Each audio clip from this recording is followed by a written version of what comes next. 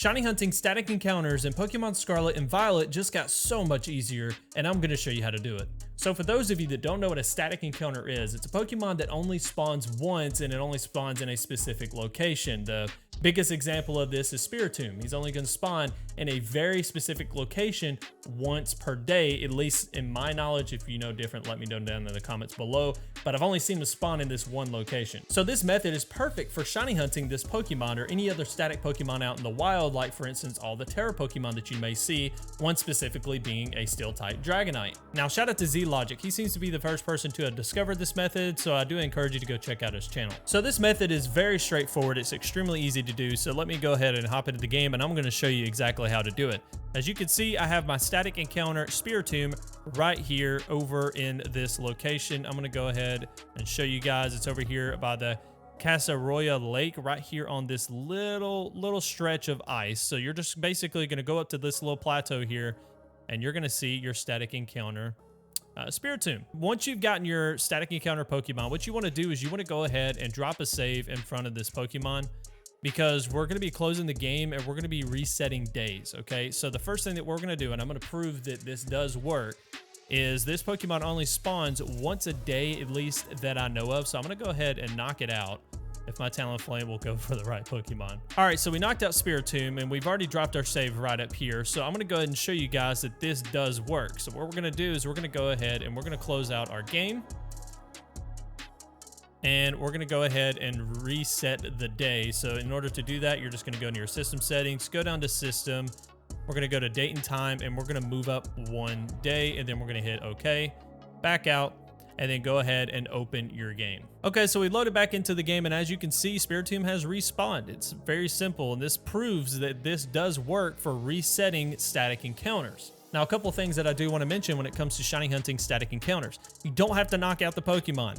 All you have to do is check to see if it is the shiny, and if it's not, what you're going to do is you're going to go out of its render range. So we're going to go ahead and move out, and as you can see, the Spiritomb despawned. And so what we're going to do at that point is we're going to drop a save.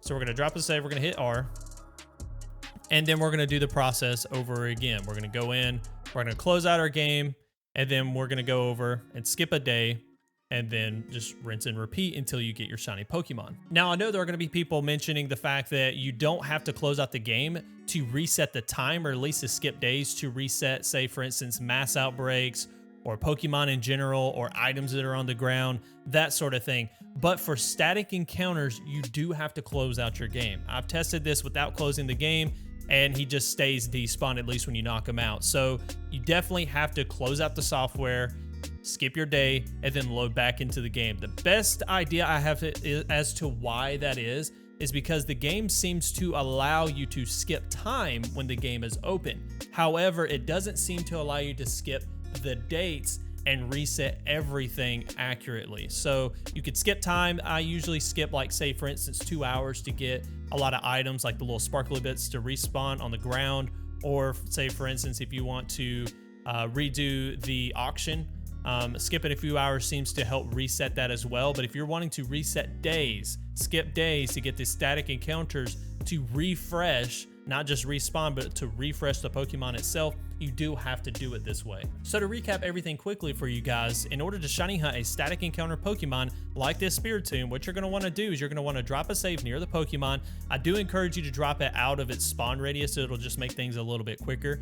So you're just going to drop it, say, somewhere around in this area here, and then you're going to go ahead and close out your software.